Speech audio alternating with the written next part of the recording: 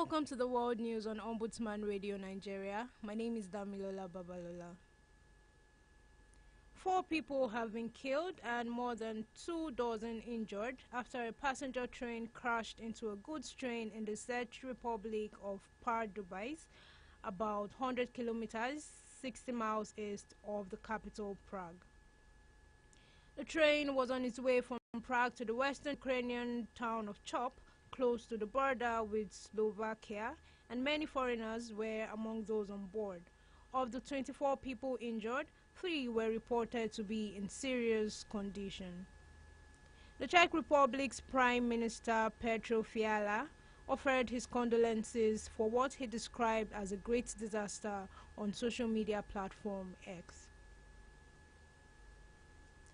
The United Nations Secretary-General Antonio Guterres has called for the ban of fossil fuel advertising to combat climate change. He criticized coal, oil and gas corporations as godfathers of climate chaos, who have deceived the public for decades. Guterres argued that the same should apply to fossil fuels, as tobacco advertising was banned due to health threats. Data from the EU's climate service confirms that global temperatures are increasing and heat records are falling, with each of the past 12 months setting a new global temperature record. These high temperatures were driven by human-caused climate change, although they were also boosted by the El Niño climate phenomenon. The World Meteorological Organization reported that last year was the hottest on record, and the record could fall again as soon as this year. Leading scientists report that the rate of global warming caused by humans has continued to increase, and that ongoing high emissions of warming gases mean the world is moving closer to breaching the symbolic 1.5 Celsius warming mark on a longer-term basis.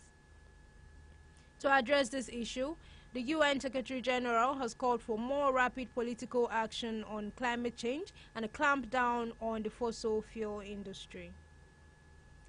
Nvidia has overtaken Apple to become the world's second most valuable company, with furious demand of the chipmaker's shares taking its valuation to over $3 trillion.